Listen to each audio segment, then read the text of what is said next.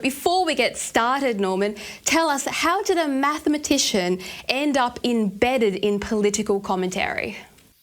Well, I actually retired at the end of 2022, probably as a result of ending up in the political commentary. I had a sort of prestigious career as a professor at Queen Mary University. I've actually published 400 referee papers, 6 books on maths, probability and computing, and was considered to be kind of like, an international authority on risk.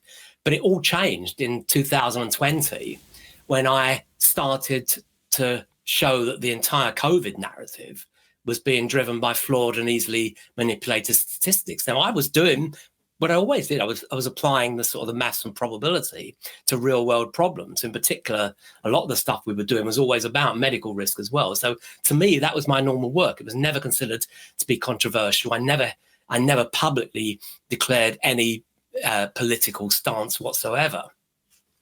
But it was clear, I made it very clear early on, we were one of the first to show that these manipulated and flawed statistics were basically exaggerating the deadliness of COVID, and certainly exaggerating later on the safety and effectiveness of the drastic intervention measures like lockdowns and then, of course, the vaccines.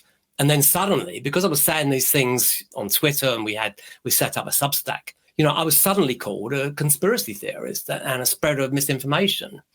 And of course, people in what was, I guess, would be called the freedom movement then were sort of happy to have people like me, because I was a rarity. I was actually a rarity amongst academics, particularly on the stats and maths side, because all those guys were the ones who were responsible for a lot of the flawed models which led us into that ridiculous lockdown situation and stuff like that. So I was kind of like sought after, I guess, as a voice to counter that narrative. But, I was called a conspiracy theorist.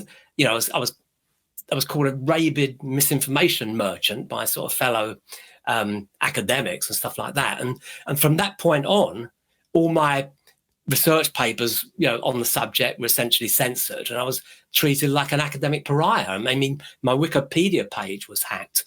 I was disinvited from seminars, major conferences. In June 2023, after being billed as a star speaker at an NHS conference on data analytics and AI medicine, which my talk had nothing to do with COVID or anything controversial, it was just about my sort of Bayesian probability work, they basically cancelled me. And because they said that they'd seen my Twitter posts about COVID vaccines, and because of that, my presence at the conference would be a distraction, and that my views were incompatible with those of the NHS. And just finally, on the background, I believe that it's not just the COVID crisis, but also the climate crisis. This is another thing I've started to talk about in public. Climate crisis, like the COVID crisis, I start to say was also massively exaggerated by the use of these flawed models and statistics.